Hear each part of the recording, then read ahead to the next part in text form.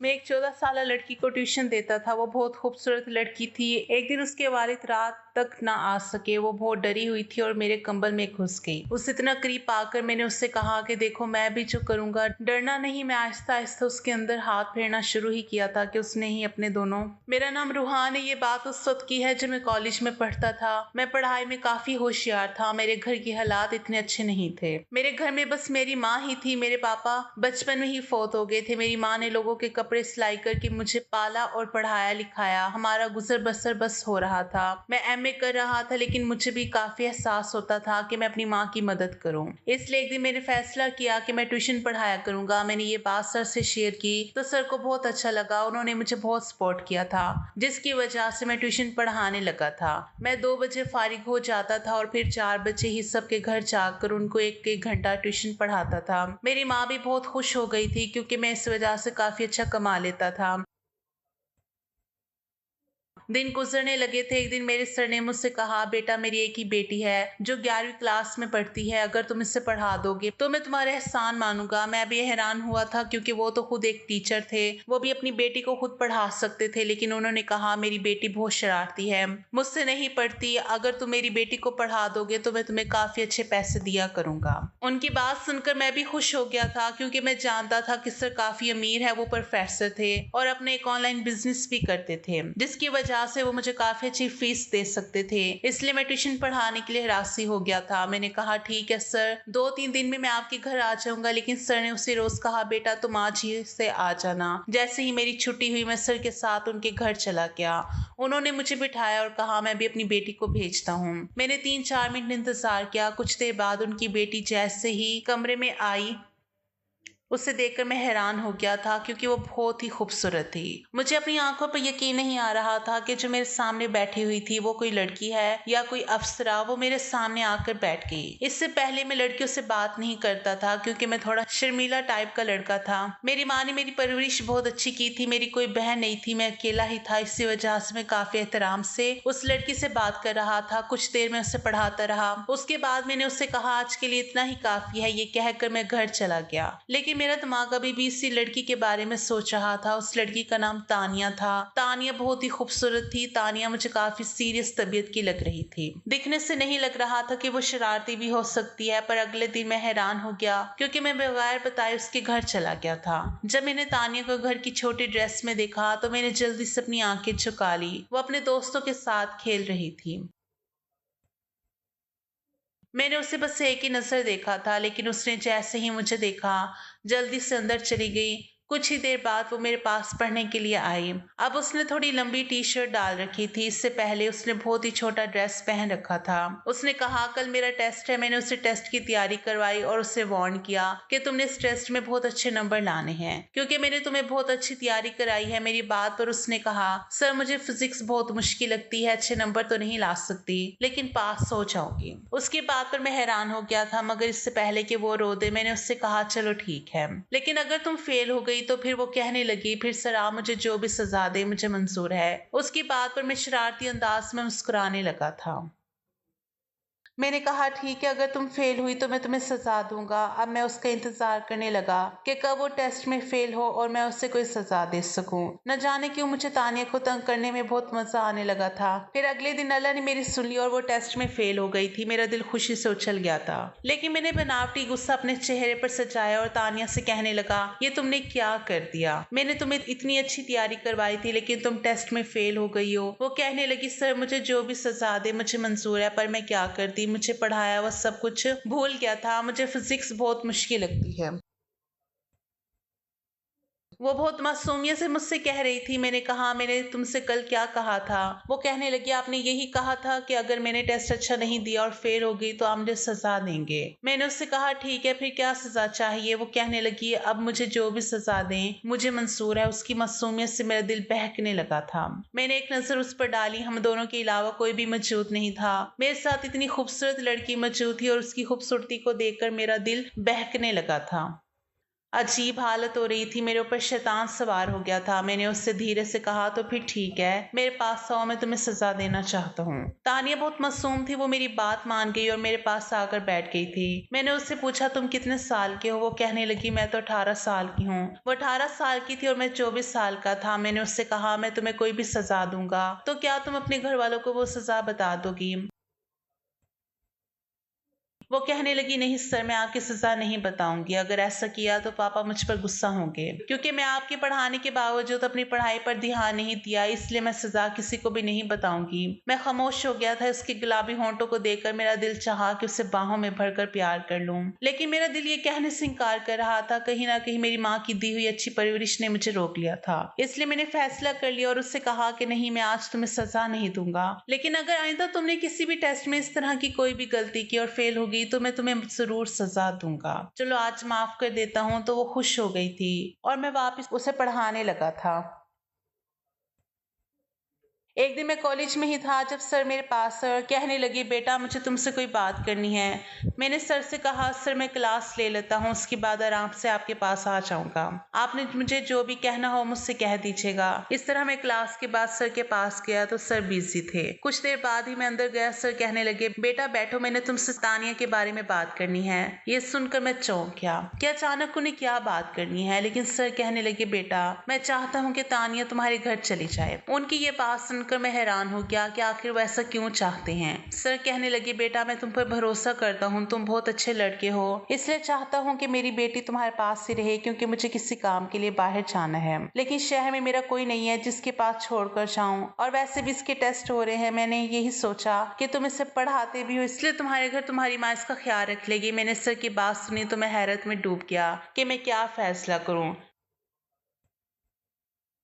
लेकिन मैंने सर को कहा, सर कोई बात नहीं, मैं आपकी बेटी को अपने घर पर ही पढ़ा दूंगा। लेकिन अंदर से मेरा दिल कहीं ज्यादा परेशान हो रहा था, क्योंकि मैंने बहुत मुश्किल फैसला लिया था। कैसा कैसे हो सकता है कि मैं तानिया को अपने ही घर में देखकर कैसे संभाल सकता हूँ? इतनी खूबसूरत लड़की मेरे पास मेरे साथ रहने वाली थी। लेकिन फिर मैंने माँ का सोचा कि वो तो घर पर ही मौजूद होगी, मैं उसे अपनी माँ के पास सुला दिया करूंगा। यही सोचकर मैंने सर को हाँ कर दी थी। फिर सर मुझे अपने साथ अपने घर ले गए। सर ने शायद तानिया को फोन करके तैयार रहने के लिए कह दिया था।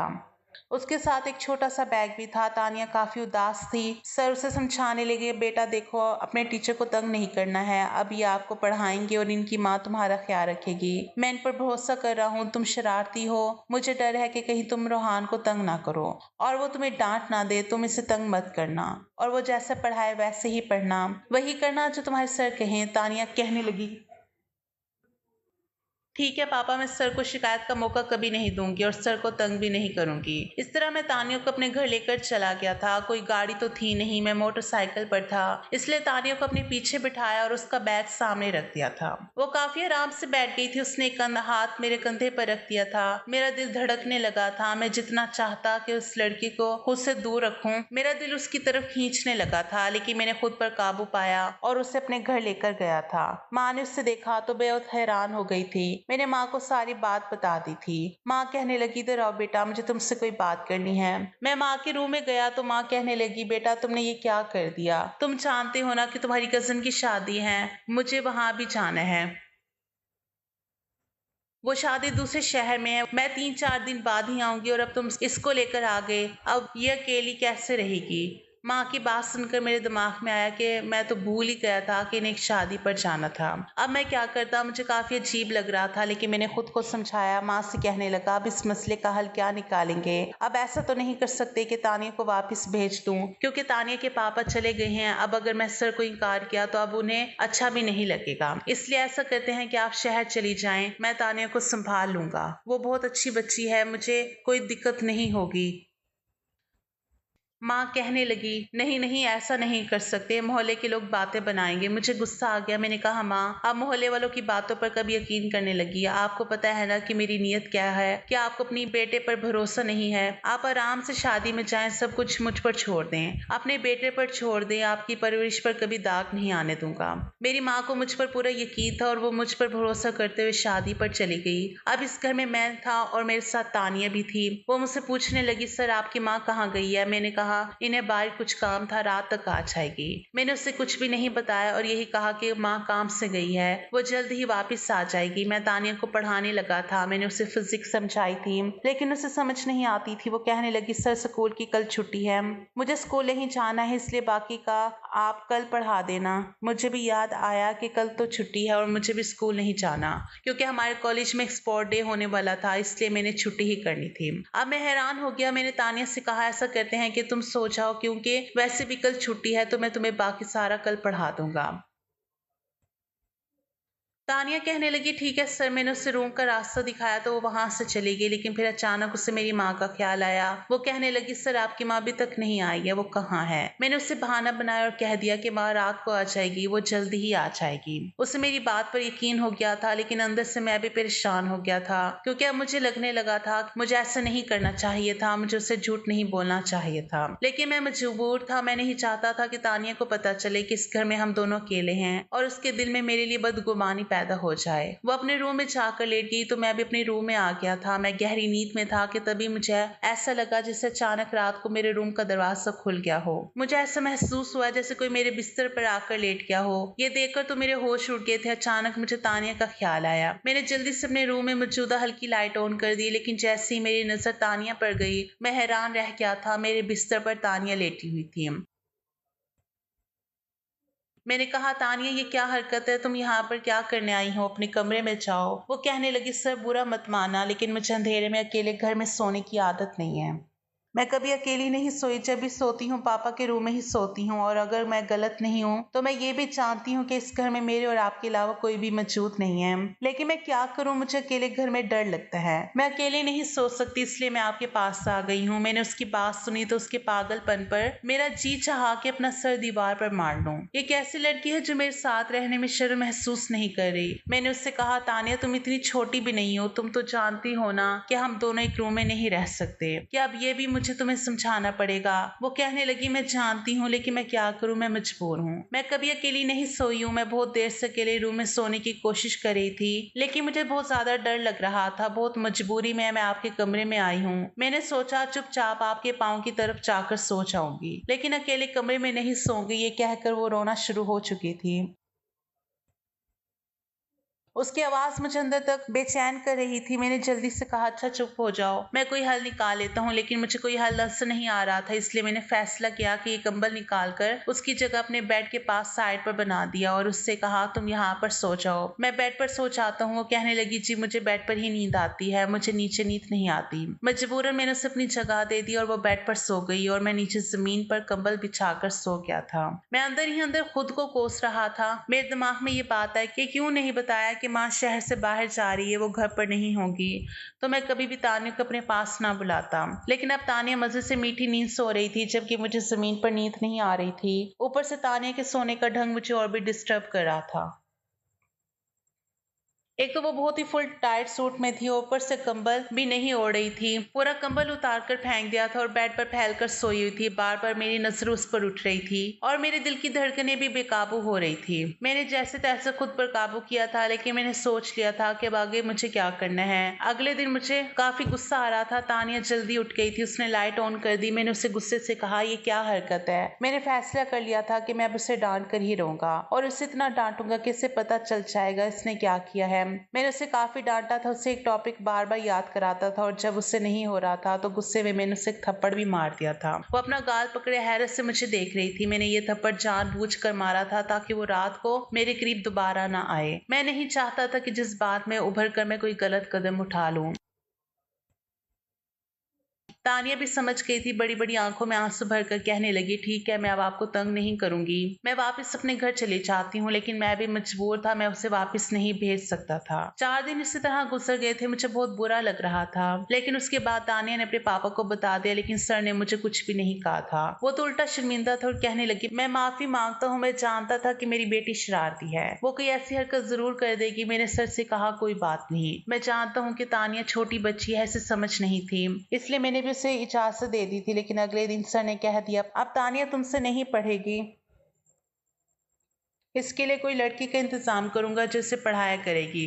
और तभी वो डर कर पढ़ेगी, इसलिए अब वो मुझसे नहीं पढ़ती थी, लेकिन मेरा गुजर बसर तो फिर भी चल रहा था। मैं धीरे धीरे तानिया को भूल गया था, लेकिन दिल के किसी कोने में वो अभी भी बसी हुई थी। जब मैंने उसे थप्पड़ मारा था और उसकी आंखों में आंसू चमक आए थे, उस पल को याद करता हूँ तो दिल में एक तेजी होती है। मैं नहीं चाहता था कि मेरी वजह से तानिया की आंखों में आंसू आए, लेकिन मुझे तानिया को थप्पड़ मारना जरूरी थे, वरना वो उम्र के जिस हिस्से में थी कभी भी भाग सकती थी। और मैं अभी इस वक्त उम्र के जिस हिस्से में था, हम दोनों की उम्र नाजुक थी। अगर उस वक्त मैं कुछ गलत कर जाता तो जिंदगी भर खुद से नजर नहीं मिला पाता और ना ही अपनी माँ के सामने नजर उठाकर बात कर पाता।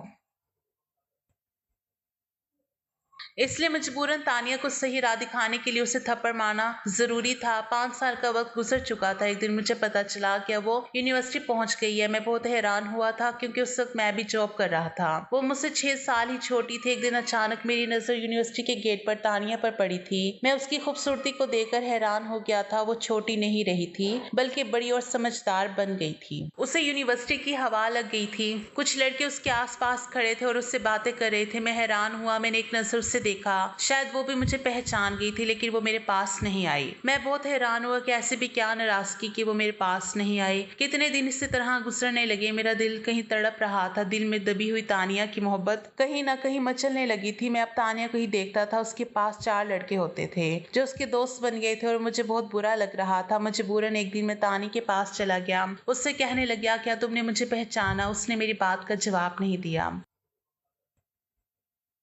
मैं बहुत गुस्से में आया। उसका हाथ दबोच कर दरख्त की साइड पर ले गया और कहने लगा, ये क्या हरकत है? मैंने उससे कहा, जब तुम मुझे इस तरह इग्नोर करोगी तो मैं ये सब करने पर मजबूर हो जाऊंगा, इसलिए चुपचाप मेरी बात सुनो। तानिया कहने लगी, मैं जानती हूँ मैंने तुम्हें बहुत तंग किया था। उसकी बात सुनकर मैं हैरान हो गया था। मैं कहने लगा, मैंने तुम्हें पढ़ाया, क्या तुम इसका बदला इस तरह लोगी? मैं तुम्हारी बहुत इज्जत करता था, लेकिन अब तुम मुझसे ऐसी बात करोगी? वो कहने लगी, उस वक्त तुम मेरे उस्ताद थे, लेकिन अब तुम मेरे कुछ नहीं लगते, और जिनको मैं नहीं जानती मैं उनसे ऐसी ही बात करती हूँ। मैं बहुत परेशान हो गया था कि उससे कैसे माफी मांगू। फिर एक रोज मैंने उससे माफी मांग ली थी। मैंने उससे कहा कि उस वक्त मेरा तुम पर गुस्सा करना बहुत ज्यादा जरूरी था। अगर मैं तुम पर गुस्सा नहीं करता तो बहुत कुछ गलत हो जाता। तुम और मैं उम्र के उस नाजुक हिस्से में थे। वो उम्र बहुत नाजुक होती है। जरा सी गलती हम दोनों को बर्बाद करके रख देती, इसलिए मजबूरन मुझे तुम पर गुस्सा करना पड़ा था और तुम पर हाथ उठाना पड़ा था, क्योंकि ये कोई छोटी बात नहीं थी कि एक जवान लड़का और लड़की इस तरह अकेले सोए। मैंने कहा, मैंने तुम पर इसलिए गुस्सा किया था कि तुम गुस्सा होकर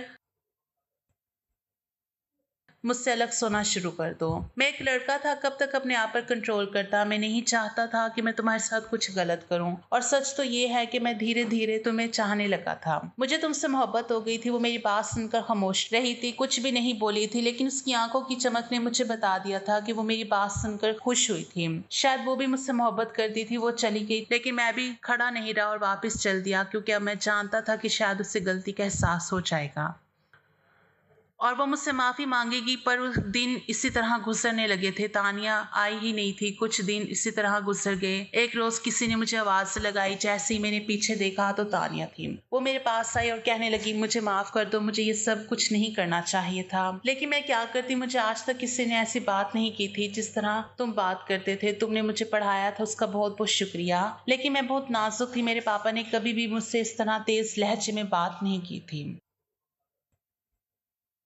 लेकिन तुमने उस दिन मुझे थप्पड़ मारा था, तब से ही मैंने सोच लिया था कि मैं अपने पापा को बता दूंगी कि अब मैं तुमसे नहीं पढ़ूंगी। और मैंने सोचा था कि अपने पापा से कहकर कोई दूसरा टीचर रख लूंगी। उसकी बात सुनकर मैं थोड़ा सा मुस्कुराने लगा था। अगले ही दिन मैंने अपनी माँ को अपना रिश्ता लेकर तान्या के पापा के पास भेज दिया था। मेरे सर को भी इस रिश्ते पर कोई एतराज नहीं था। खुशी खुशी इस रिश्ते के लिए राजी हो गए और ठीक 10 दिन बाद तान्या मेरी दुल्हन बनकर मेरे कमरे में बैठी हुई थी और मैं उसके सामने बैठे उसे देख रहा था और वो शर्म से अपने आप में सिमटती जा रही थी। मैंने उसका हाथ थाम कर कहा, तान्या अब तुम पूरे इख्तियार के साथ मेरे बिस्तर पर मेरे साथ सो सकती हो। ये कहकर मैंने तान्या का हाथ चूम लिया था और वो भी शर्माते हुए मेरे सीने से लग गई थी।